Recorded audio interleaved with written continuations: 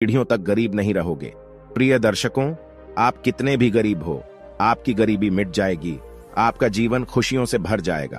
कहानी शुरू करने से पहले मैं आप सभी लोगों से हाथ जोड़कर एक निवेदन करना चाहता हूं। अगर आपको कहानी अच्छी लगे तो वीडियो को लाइक जरूर कर देना और कमेंट बॉक्स में हर हर महादेव जरूर लिखना। प्रिय दर्शकों, अब आइए गौर करते हैं अपनी कहानी पर। बहुत समय पहले की बात है। एक नगर में एक हरिश्चंद्र नाम का व्यक्ति रहता था। उसका नाम हरिश्चंद्र था।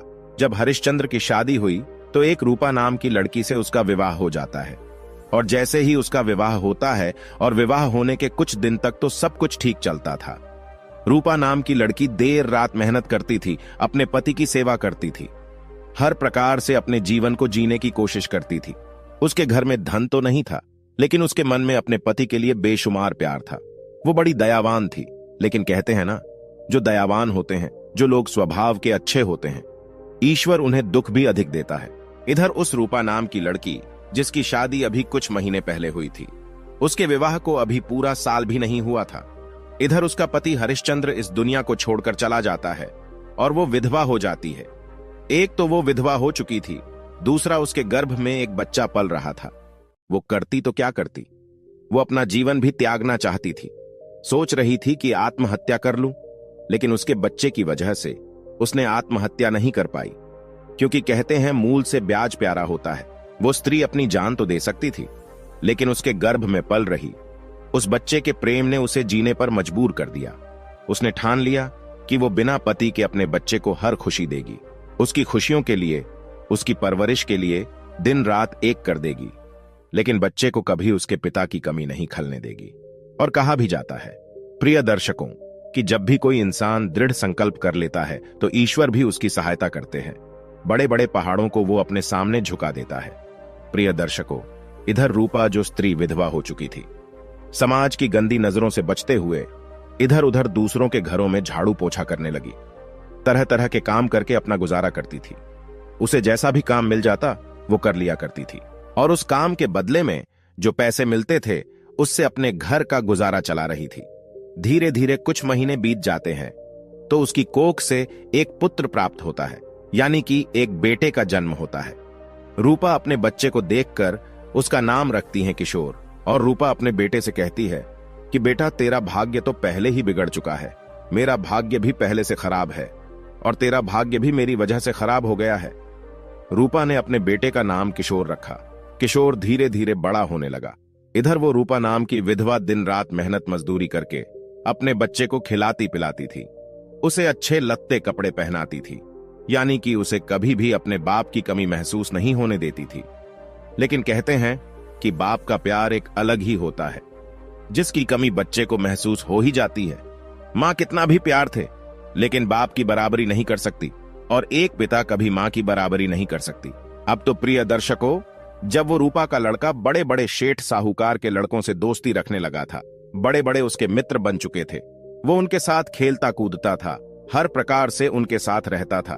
जब किशोर बड़े बड़े सेठों के बच्चों के साथ रहता था तो कहीं ना कहीं उसे अपनी गरीबी समझ में आने लगी थी। किशोर काफी दिनों तक इसी बात को सोचता रहा कि आखिर वो इतना गरीब क्यों है, कि उसके पास वो सारी सुख सुविधाएं क्यों नहीं है जो उसके मित्रों के पास है। इसी बात को विचार करता हुआ एक दिन वो अपनी मां के पास आता है।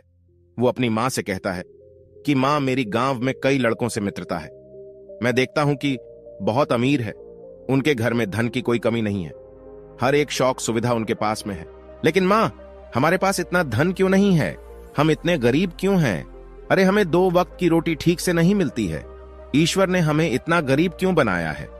मां, हम इतने गरीब क्यों हैं? आखिरकार इस गरीबी की वजह क्या है? प्रिय दर्शकों, बेटे की इन बातों को सुनकर रूपा अपने उस बेटे से कहने लगती है कि बेटे, गरीब अमीर तो सब लोग भाग्य से बनते हैं, ईश्वर ने जिसे जैसा बना दिया वो वैसा ही बनता है, इसमें हम कुछ नहीं कर सकते। हमारे भाग्य में ही ईश्वर ने गरीबी लिख दी है, इसे हम चाहकर भी नहीं मिटा सकते। बेटा, मेरा पूरा जीवन इस गरीबी में निकला है, मैंने कई तरह के दुख देखे हैं। मेरी शादी के कुछ दिन बाद तेरे पिता इस दुनिया को छोड़कर चले गए। मैंने अकेले ही तुझे पाला पोसा है, तुझे हर खुशी देने का प्रयास किया है। पता नहीं तुम्हें किस बात का दुख है। बेटा, तू बता, तुझे क्या चाहिए? तू किस बात की कमी महसूस करता है? किशोर कहता है कि मां, मुझे सिर्फ ये बताओ कि भाग्य को कौन लिखता है? किसने हमारे भाग्य में गरीबी लिखी है? मैं देखना चाहता हूं। हमें 2 वक्त का खाना भी ठीक से प्राप्त नहीं होता है। और नगर में देखो, लोग कितने अमीर हैं, कितनी सुख सुविधाएं उनके पास है। आखिर हमने ऐसा क्या किया है जिसने हमारे भाग्य में इतनी गरीबी लिख दी है? तब रूपा कहती है, बेटी, ईश्वर ने जो लिखा है भाग्य को सोच समझकर ही लिखा होगा। तुम इन सब बातों में मत पड़ो, तुम अपना काम करो, तुम अपनी पढ़ाई पर ध्यान दो। तब किशोर कहता है, नहीं मां, मैं ईश्वर से मिलना चाहता हूं। वो कहां मिलेंगे? मैं उनसे मिलकर पूछूंगा कि आखिरकार उन्होंने हमारा भाग्य ऐसा क्यों लिखा। प्रिय दर्शकों, विधवा स्त्री अपने बेटे से कहती है कि बेटा, भगवान तो जंगल में रहता है। क्या तुम जंगल में जा सकते हो? अगर जा सकते हो तो जाओ और जाकर उसे ढूंढ लो। और तुम्हारा भाग्य इतना गरीब क्यों है, उनसे अपना सारे सवालों के जवाब पूछ लो। प्रिय दर्शकों, किशोर बड़ा जिद्दी था। वो तुरंत जंगल में निकल जाता है। कहता है कि जब तक मैं ईश्वर से नहीं मिलूंगा, उनसे अपने सवालों के जवाब नहीं पूछूंगा कि मैं इतना गरीब क्यों हूं, मेरी मां के भाग्य में इतने दुख क्यों हैं, क्यों मेरे पिता को समय से पहले उन्होंने उठा लिया। तब तक मैं घर लौटकर नहीं आऊंगा, मैं चैन से नहीं बैठूंगा, मैं ईश्वर से मिलकर ही रहूंगा, उनसे अपने सारे सवालों के जवाब लेकर आऊंगा। प्रिय दर्शकों, इस प्रकार किशोर घर से चल देता है और ईश्वर को खोजने लगता है। इस तरह पूरा दिन उसका निकल जाता है, लेकिन उसे कहीं भी ईश्वर दिखाई नहीं देती है। किशोर बड़ा परेशान हो जाता है। कहता है कि पता नहीं ईश्वर कहां मिलेंगे, लेकिन जहां भी हो, मैं जब तक उनसे मिल नहीं लूंगा तब तक घर नहीं जाऊंगा। इस प्रकार दूसरा दिन हो जाता है, लेकिन किशोर आगे को बढ़ता ही जाता है और चलते चलते उसे भूख भी बहुत तेज लगाई थी। वो बड़ा व्याकुल था, जंगल में रोता बिलखता चला जा रहा था और कह रहा था, हे ईश्वर, तुम कहां हो? मैं तुम्हें ढूंढ रहा हूं, मुझे तुमसे कुछ पूछना है। ऐसी आवाजें मुंह से निकालता हुआ वो रोता हुआ आगे को बढ़ता जा रहा था।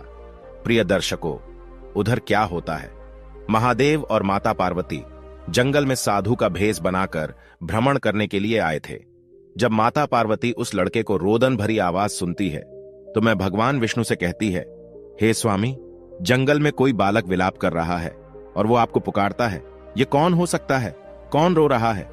हमें इसके पास चलकर इसकी सहायता करनी चाहिए। तब भगवान शिव कहते हैं कि देवी, वो एक विधवा का लड़का है, इसके भाग्य में बहुत गरीबी लिखी है, बहुत दुख मिला है। उन्हीं प्रश्नों के उत्तर लेने के लिए वो मुझे पुकारता है।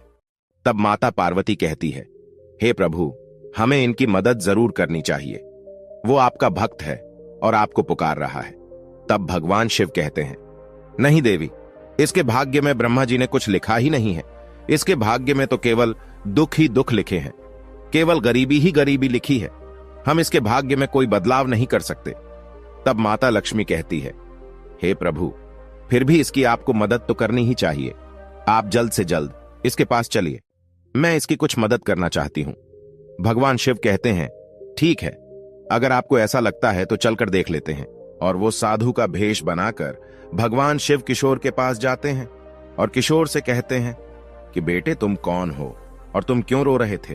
तुम किससे मिलना चाहते हो? तब किशोर कहता है, हे साधु बाबा, मैं ईश्वर से मिलना चाहता हूं। मैं ईश्वर से मिलकर पूछना चाहता हूं कि आखिर उसने हमें इतना गरीब क्यों बनाया? उसने हमारे भाग्य में दुख ही दुख क्यों लिखे? उसने मेरी मां को समय से पहले विधवा क्यों बना दिया? आखिर हमने ऐसे कौन से बुरे कर्म किए हैं जिसकी वजह से हमारे भाग्य में इतने दुख लिख दिए और हमारे पूरे जीवन में गरीबी ही गरीबी लिख दी? नगर में बड़े बड़े सेठ साहूकार हैं जिनके पास कोई धन की कमी नहीं है। आखिरकार हमें इतना गरीब क्यों बना दिया? 2 वक्त की रोटी भी हमें नसीब नहीं होती। तब माता पार्वती कहती हैं कि बेटी, ये तो भाग्य का खेल है, ये पूर्व जन्म के कर्मों पर निर्धारित करता है। तब किशोर कहता है, नहीं माता, मैं ये बात ईश्वर से मिलकर जरूर पूछूंगा कि आखिरकार मैंने ऐसे कौन से काम किए हैं जिसकी सजा भुगत रहा हूं। तब भगवान शिव कहते हैं, तुम ईश्वर से आज नहीं मिल पाओगे क्योंकि उन्हें बहुत सारे काम हैं। वो तो अपने कई भक्तों के पास जाते हैं, लेकिन मैं तुम्हें सोने का हार देता हूं जिसे बेचकर तुम अपनी गरीबी मिटा लेना। इससे तुम्हारी गरीबी दूर हो जाएगी और तुम अमीर बन जाओगे, तुम्हारा भाग्य बदल जाएगा। प्रिय दर्शकों, किशोर सोने के हार को देखता है तो खुश हो जाता है। कहता है, यह तो बहुत अच्छा हुआ, इससे तो हमारे भाग्य में कुछ बदलाव जरूर आएगा। प्रिय दर्शकों, किशोर उस हार को लेकर घर की ओर चल देता है, साधु बाबा को प्रणाम करता है और अपने घर को लौटने लगता है। रास्ते में चलते चलते किशोर सोचता है कि जब मां हार देखेगी तो वो बड़ी खुश हो जाएगी, इससे हमारी गरीबी मिट जाएगी, हम भी अच्छे कपड़े पहनेंगे, हम भी अच्छा भोजन करेंगे और इससे कुछ पैसों से हम अपना व्यापार करेंगे। ऐसे कई तरह के विचार अपने मन में करता हुआ किशोर घर की ओर बढ़ता जा रहा था। सहयोग से रास्ते में उसे शौच क्रिया सताने लगती है और जब उसे शौच क्रिया आती है तो उस हार को एक पत्थर पर रख देता है और वो शौच क्रिया के लिए चला जाता है। उधर क्या होता है, एक चिल उस हार को खाने की वस्तु समझकर उसे अपने चोंच में दबाकर उड़ जाती है। किशोर जब देखता है कि एक चील उसका हार पंजे में दबाकर ले जा रही है तो किशोर उसका कुछ दूर तक पीछा करता है, लेकिन वो इससे अधिक और क्या कर सकता था। वो चील तो आसमान में उड़ रही थी। प्रिय दर्शकों, ये देखकर वो लड़का मायूस हो जाता है। कहता है, जैसे तैसे तो आज मेरी किस्मत बदलने वाली थी, वो भी आज बदलते बदलते रह गई। मैं फिर से गरीब का गरीब रह गया। किशोर बड़ा दुखी हो जाता है, रोने लगता है और अपने घर चला आता है। घर जाकर बड़ा मायूस होकर लेट जाता है और अपनी मां से जाकर कहता है, मां, आज मेरी किस्मत बदलते बदलते रह गई। आज मेरी गरीबी मिटने वाली थी, हमारे अच्छे दिन आने वाले थे, लेकिन क्या करूं, एक चील की वजह से आज हम फिर से गरीब रह गए। तब उसकी मां कहती है कि बेटा, जो भाग्य में लिखा है उसे कोई नहीं बदल सकता, तुम व्यर्थ परेशान होते हो। तब किशोर बोला, नहीं मां, मैं कल फिर जाऊंगा, मैं कल फिर भगवान से मिलूंगा, उनसे पूछूंगा कि आखिरकार इतनी गरीबी हमारे भाग्य में क्यों लिखी। वे मेरी बात सुनकर हमारी गरीबी को जरूर बदल देंगे। प्रिय दर्शकों, इस प्रकार जब दूसरी सुबह होती है, किशोर फिर से घर से निकलकर चलता है और उसी जंगल में जाकर भगवान को आवाज लगाता है। उसी स्थान पर पहुंच जाता है जहां उसे कल ब्राह्मण भेष में भगवान मिले थे। वहां जाकर वो फिर से रोने लगता है, फिर से भगवान शिव को पुकारता है। प्रिय दर्शकों, भगवान शिव और माता पार्वती अगले दिन भी वहां प्रकट हो जाते हैं। कहते हैं कि किशोर, अब तुम्हें क्या परेशानी है, अब तुम्हें किस बात की चिंता सता रही है? मैंने तो कल तुम्हें सोने का हार दिया था, वह तुम्हारी गरीबी मिटाने के लिए पर्याप्त नहीं हुआ क्या? अब ऐसा क्या हो गया कि तुम फिर से यहां आए हो? किशोर कल वाला सारा किस्सा सुनाता है और कहता है, हे बाबा, आपने जो हार दिया था उसे रास्ते में चील लेकर उड़ गई। अब हम क्या करें, हम तो गरीब के गरीब ही रह गए। हे साधु बाबा, अब कुछ ऐसा कर दीजिए जिससे हमारी गरीबी मिट जाएगी, हमारा भाग्य बदल जाए, ताकि हम भी कुछ अच्छा जीवन जी सके। भगवान शिव कहने लगते हैं कि बेटा, तुम्हारा भाग्य मैं नहीं बदल सकता। अगर तुम्हें अपनी गरीबी मिटानी है तो तुम्हें ब्रह्मा जी के पास जाना चाहिए। ब्रह्मा जी तुम्हारा भाग्य जरूर बदल सकते हैं, तुम्हारी गरीबी जरूर मिटा सकते हैं। किशोर पूछता है कि प्रभु, आप मुझे बताइए कि ब्रह्मा जी कहां मिलेंगे? तब भगवान शिव उसे ब्रह्मा जी का पता बताते हैं। पता लेकर किशोर ब्रह्मा जी के पास निकल पड़ता है और चलते चलते ब्रह्मा जी के पास पहुंच जाता है। ब्रह्मा जी से कहता है कि प्रभु, मैं किशोर, आखिरकार आपने मेरे भाग्य में इतनी गरीबी क्यों लिखी? मेरी मां के भाग्य में इतना दुख क्यों लिखा? हमने ऐसे कौन से कर्म किए हैं जिसकी वजह से हमें 2 वक्त का खाना भी नसीब नहीं होता? शहर में इतने बड़े बड़े लोग हैं जिनके पास धन की कोई कमी नहीं है, वे लोग तो धन को दोनों हाथों से लुटा रहे हैं, और आपने हमें इतना गरीब क्यों बना दिया? 2 वक्त का भोजन भी नहीं मिलता। तब ब्रह्मा जी कहते हैं कि बेटा, तुम्हारे भाग्य में कुछ लिखा ही नहीं है, तुम्हारे भाग्य में तो केवल गरीबी ही गरीबी लिख डाली है, उसे कोई नहीं बदल सकता, उसे मैं भी नहीं बदल सकता। जो भाग्य में लिखा है वो तो भोगना ही पड़ेगा। तब किशोर कहता है, हे प्रभु, आप तो भगवान हैं, अब मुझे कुछ ऐसा उपाय बताइए जिससे मैं भी कुछ अच्छा जीवन जी सकूं, मैं भी अमीर बन सकूं, मेरा जीवन भी सुख से बीत सके। यदि आप ऐसा नहीं कर सकते हैं तो फिर मेरे सवालों के जवाब दीजिए। तब ब्रह्मा जी कहते हैं कि बेटे, तेरे भाग्य का लिखा तो हम नहीं बदल सकते, लेकिन मैं तुझे एक अंगूठी दे रहा हूं, ये अंगूठी तेरी सारी गरीबी मिटा सकती है। प्रिय दर्शकों, इस प्रकार एक रत्न जड़ित अंगूठी ब्रह्मा जी किशोर को देते हैं। कहते हैं कि इसे बेचकर तुम अपनी गरीबी मिटा लो और अपने जीवन को सुखी संपन्न बना लो। प्रिय दर्शकों, किशोर अंगूठी देखता है तो कहता है कि चलो, इससे जो पैसे मिलेंगे उससे कुछ तो गरीबी कम होगी, कुछ तो मेरा भाग्य बदलेगा। इन्हीं सब बातों को विचार करता हुआ किशोर घर की ओर चल पड़ता है। जंगल में चलते चलते कई तरह के सपने देखता हुआ वो घर की ओर चला आ रहा था। रास्ते में उसे एक सरोवर मिलता है। चलते चलते किशोर को बहुत जोर की प्यास लगती है। जैसे ही वो पानी पीने के लिए उस सरोवर पे झुकता है तो उसकी जेब से वो अंगूठी उस सरोवर में गिर जाती है और उसे एक मछली निगल जाती है। और उसे देखते ही देखते किशोर का एक बार फिर से भाग्य बिगड़ जाता है। उसके भाग्य सुधरते सुधरते फिर से बिगड़ जाता है। उसकी गरीबी मिटते मिटते से रह गई। ये देखकर किशोर बड़ा दुखी हो जाता है और फिर से रोने लगता है और कहता है, हाय रे मेरी किस्मत, मैं तुझे बार बार बदल रहा हूं, लेकिन तू है कि बदलने को तैयार ही नहीं है। आखिर मैं देखता हूं कि तू कब तक नहीं बदलेगी। प्रिय दर्शकों, किशोर फिर से घर आ जाता है और अपनी मां से कहता है कि मां, आज मैं भगवान से मिला था। उन्होंने मुझे एक अंगूठी दी थी, लेकिन उसे जैसे ही लेकर मैं चला तो रास्ते में मुझे प्यास लगी। पानी पीने के लिए मैं सरोवर पर झुका तो मेरी जेब से वो अंगूठी निकलकर उस तालाब में गिर गई, जिसकी वजह से आज हम अमीर बनते बनते रह गए। हमारा भाग्य बदलते बदलते रह गया। तब उसकी मां रूपा, जो एक विधवा स्त्री थी, कहने लगती है कि बेटा, तू क्यों इस तरह की झूठी मूठी कहानियां सुनाकर मुझे तसल्ली देता है। बेटे, मुझे पता है कि मेरे भाग में बड़े दुख लिखे हैं, बड़ी गरीबी लिखी है। अगर मेरे भाग में सुख होता तो मेरा पति मुझे भरी जवानी में छोड़कर क्यों जाता? क्योंकि कहते हैं कि पति की बिना औरत की गति नहीं होती।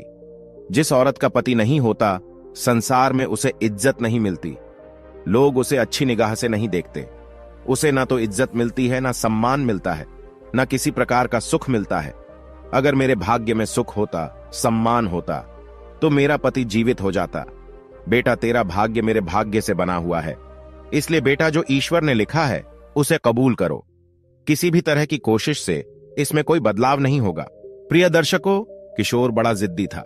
कहने लगता है, मां, मैं कल फिर से भगवान के पास जाऊंगा। देखता हूं कैसे वे मेरे भाग्य को नहीं बदलते। वो फिर से कुछ ना कुछ मुझे जरूर देंगे, जिससे हमारा भाग्य बदल जाएगा। मां के मना करने के बाद भी किशोर अगले दिन जंगल में जाता है और कहता है कि ब्रह्मा जी, जो आपने मुझे कल अंगूठी दी थी, वो अंगूठी जल में गिर गई। उसे एक मछली निगल गई। अब मैं क्या करूं? मैं तो गरीब के गरीब रह गया। हे ब्रह्मा जी, कोई ऐसी कृपा कीजिए जिससे मेरी गरीबी मिट सके, मैं भी कुछ अच्छा कर सकूं। मेरा जीवन भी अन्य दूसरे सुखी व्यक्तियों की तरह भी हो जाए। ब्रह्मा जी कहते हैं, बेटे, अब मैं कुछ नहीं कर सकता, क्योंकि तुम्हारा भाग्य तुम्हारी किस्मत को बदलने नहीं देता है। तुम्हारे साथ कोई कितना भी अच्छा कर ले, तुम्हारा भाग्य नहीं बदल सकता। क्योंकि कहते हैं, जिस व्यक्ति के भाग्य में दुख और गरीबी लिखी हो, तो पूरी दुनिया उसे सुख और अमीर बनाने के चक्कर में लग जाए, लेकिन कोई भी उसे सुखी नहीं बना सकता, कोई भी उसे अमीर नहीं बना सकता। जिस व्यक्ति के भाग्य में दुख लिखा हो, तो पूरा संसार एकजुट होकर भी उसे सुखी नहीं बना सकता। प्रिय दर्शकों, तब किशोर कहने लगता है, नहीं ब्रह्मा जी, आप तो ईश्वर हैं। या तो आप मेरी गरीबी मिटाइए, या मेरे सवालों के जवाब दीजिए, या फिर कोई ना कोई उपाय बताइए। आखिर मैंने ऐसे कौन से कर्म किए हैं जिसकी वजह से मुझे इस तरह की गरीबी भोगनी पड़ रही है? मेरे दुखों का कारण क्या है? क्यों मेरे भाग्य में ऐसा लिखा गया है? तब किशोर कहने लगता है कि नहीं ब्रह्मा जी, आप तो ईश्वर हैं। या तो आप मेरी गरीबी मिटाइए, या मेरे प्रश्नों के उत्तर दीजिए, या फिर कोई ना कोई उपाय कीजिए। आखिर मैंने ऐसी कौन सी कर्म किए हैं जिसकी वजह से मुझे इस तरह की गरीबी भोगनी पड़ रही है? मेरे दुखों का कारण क्या है? मेरा भाग्य ऐसा क्यों है? आखिरकार मेरा भाग्य अन्य व्यक्तियों की तरह अच्छा क्यों नहीं है? तब ब्रह्मा जी कहते हैं कि बेटे, मैं तुम्हारा भाग्य तो नहीं बदल सकता, लेकिन अब मैं तुम्हें एक ऐसा उपाय बता रहा हूं। अगर उस उपाय को तुमने कर लिया तो तुम्हारी गरीबी जरूर मिट जाएगी, तुम्हारा भाग्य जरूर बदल जाएगा। तब किशोर कहता है, प्रभु, आप मुझे वो उपाय शीघ्र बताइए। मैं हर एक उपाय कर लूंगा जो मेरे भाग्य को बदल सके, जो मेरी गरीबी मिटा सके, मेरे दुखों को मिटा सके। तब ब्रह्मा जी कहते हैं कि किशोर, तुम अब शंकर जी के मंदिर में जाओ और उनके मंदिर में दिन भर उनके दरवाजे की चौखट पर टिके बैठे रहना, उनका दीदार करते रहना, और शाम को फिर अपने घर लौट जाना। लेकिन तुम उनसे कुछ मांगना मत।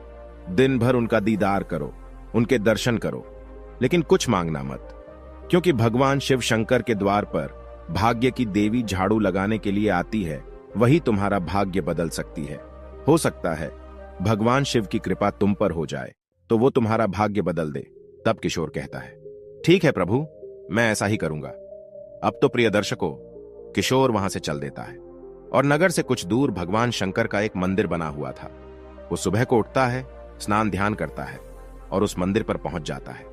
मंदिर के द्वार पर बैठकर भगवान शिव की मूर्ति का दीदार करता रहता है, लेकिन मांगता कुछ नहीं है। पूरा दिन ऐसे ही बीत जाता है। इस तरह से जब शाम हो जाती है तो वो अपने घर को चला आता है। उधर उसकी मां पूछती है कि बेटा तू कहां जाता है और इतनी शाम को कहां से आता है? आखिरकार तू करता क्या है? तो किशोर कहता है कि मां, मैं अपना भाग्य बदल रहा हूं। मैं भाग्य बदलने के लिए तपस्या कर रहा हूं। मैं वो हर एक काम करूंगा जिससे मेरा भाग्य बदल जाए। उसकी मां कहती है, बेटा क्यों व्यर्थ की तपस्या कर रहे हो? तुम्हारा भाग्य कोई नहीं बदल सकता। अगर तेरे भाग्य में सुख होता तो तू अमीर बाप के घर में पैदा होता, तेरे पिता भी जीवित होते, तू धनवान घर में पैदा होता। लेकिन तेरे भाग्य में गरीबी लिखी है, तभी तो मुझ जैसे गरीब के घर में तेरा जन्म हुआ है। तब किशोर कहता है, नहीं मां, अगर व्यक्ति चाहे तो कुछ भी कर सकता है। मैं भी अपनी गरीबी को अमीरी में बदल दूंगा। देखना, मैं एक दिन जरूर कुछ ऐसा करूंगा जिससे मेरा भाग्य बदल जाएगा। तभी विधवा स्त्री रूपा कहने लगी, ठीक है बेटा, जो तुझे अच्छा लगेगा वो तू कर, मैं तुझे नहीं रोकूंगी। प्रिय दर्शकों, इस प्रकार उसे भगवान शिव के मंदिर में बैठे बैठे कई महीने बीत जाते हैं। भगवान शिव शंकर देखते हैं कि किशोर सुबह सुबह मेरे दरवाजे पर आता है, दिन भर मेरा दीदार करता है और शाम को बिना कुछ कहे ही यहां से चला जाता है। ये मेरा अनूठा भक्त है, कुछ मांगता भी नहीं है, कुछ कहता भी नहीं है, सिर्फ मेरे दर्शन करके चला जाता है।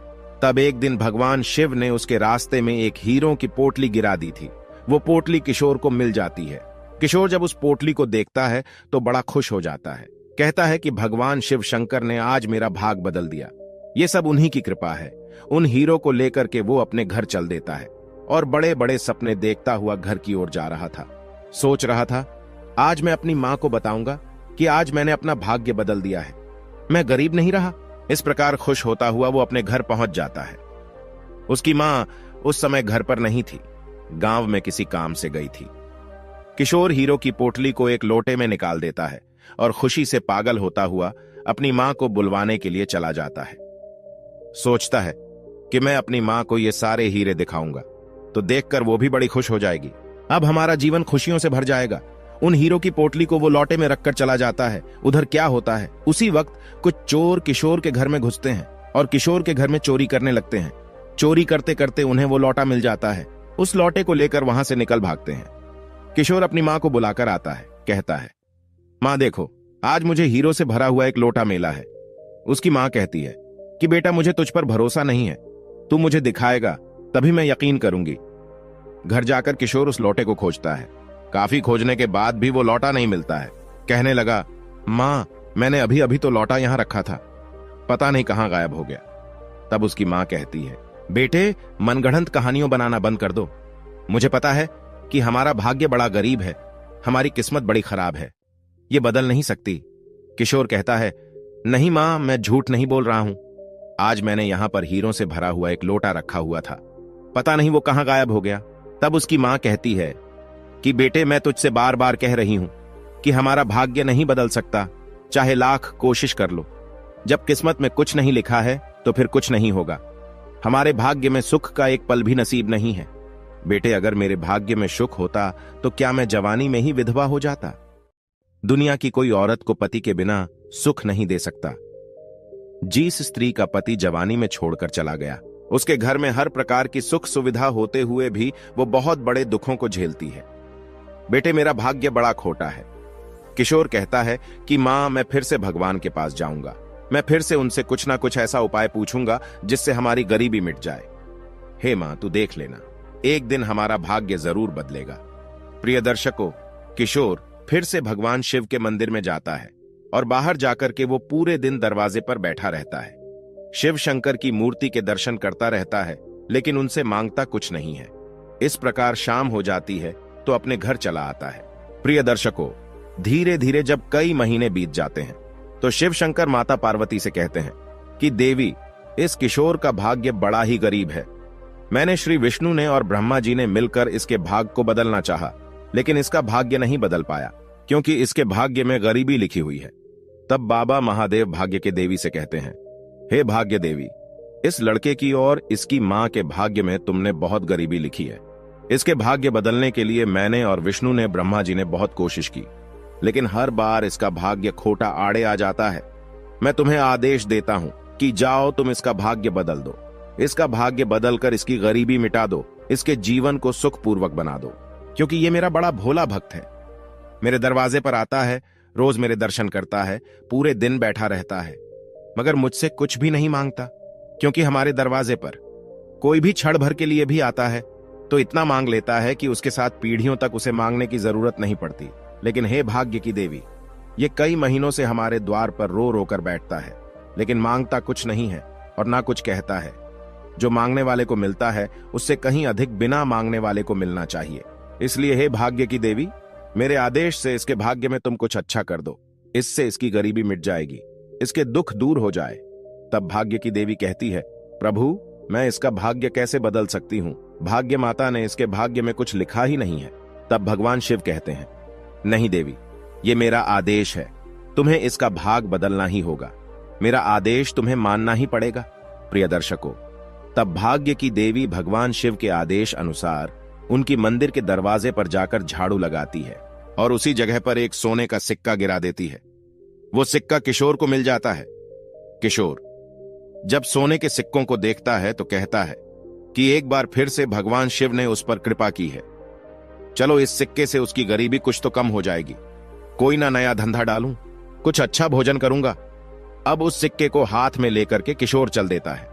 सोचने लगा कि आज इस सिक्के को वो कहीं नहीं रखेगा, आज वो कोई गलती नहीं करेगा जिससे उसकी मां उसे झूठा समझे। आज वो इस सिक्के को अपने हाथ में ही पकड़कर रखेगा और मां को दिखाएगा। किशोर जब घर पहुंचता है तो अपनी मां को सिक्का दिखाता है। कहता है कि मां, आज भगवान शिव शंकर ने मुझे सोने का सिक्का दिया है। मां, इससे हम अपने गरीबी मिटा लेंगे। तुम बाजार चली जाओ और इस सिक्के को दे करके कुछ भोजन, कुछ राशन ले आना, और बचे हुए कुछ पैसों से हम अपना धंधा डाल लेंगे, जिससे हमारी गरीबी मिट जाएगी। तब उसकी मां बड़ी खुश हो जाती है। कहती है, बेटा, आज तुमने अपना भाग्य बदल ही लिया। आज मुझे यकीन हो गया कि कर्म से भाग्य को बदला जा सकता है। किशोर की मां बाजार में जाती है और बाजार से एक मछली खरीद कर लाती है। सोचती है कि आज भोजन में मछली को बनाएगी और अपने बेटे को खिलाएगी, क्योंकि गरीब लोगों को ऐसा भोजन कभी प्राप्त नहीं होता। वो अपने घर पर आती है और घर पर आकर देखती है कि वो मछली मर चुकी है। तब वो उस मछली को काटती है और जैसे ही उसके पेट को चीरती है तो देखती है कि उसके पेट में एक रतन जड़ित अंगूठी दिखाई पड़ती है। वो अपने बेटे किशोर को दिखाती है। कहती है, बेटे, इस मछली के पेट में ये रतन जड़ित अंगूठी मिली है। किशोर जब अंगूठी को देखता है तो पहचान जाता है। एकदम से वो कहता है, मां, ये वही अंगूठी है जो ब्रह्मा जी ने उसे दी थी। मां, अब हमारा भाग्य बदल चुका है, अब सब कुछ अच्छा होने वाला है। उस अंगूठी को पाकर किशोर बड़ा खुश हो जाता है। तब किशोर की मां कहती है, बेटे, बाबा महादेव ने हमारा भाग्य बदला है, हमारी किस्मत बदली है। चलो, अब हम गरीब और भूखे भिखारियों को भोजन कराएंगे, ब्राह्मणों को भोजन कराएंगे, जिससे कुछ लोगों की हमें दुआ मिले और हमारा भाग्य बदल जाए। क्योंकि कहते हैं कि धर्म करने से धन कम नहीं होती, धर्म की जड़ें पाताल तक जाती है, और भूखे को भोजन खिलाना सबसे बड़ा धर्म होता है, सबसे बड़ा दान होता है। इन्हीं सब बातों को सोचते हुए बाजार जाते हैं।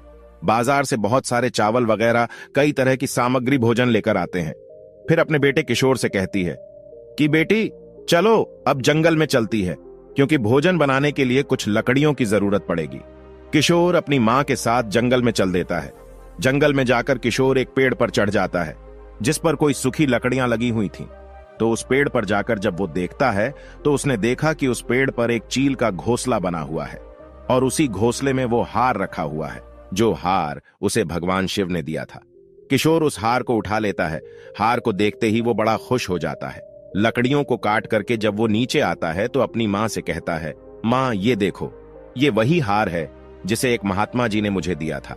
इस हार को चील लेकर उड़ गई थी, क्योंकि मैंने आपसे कहा था कि आज मेरा हार एक चील लेकर उड़ गई है।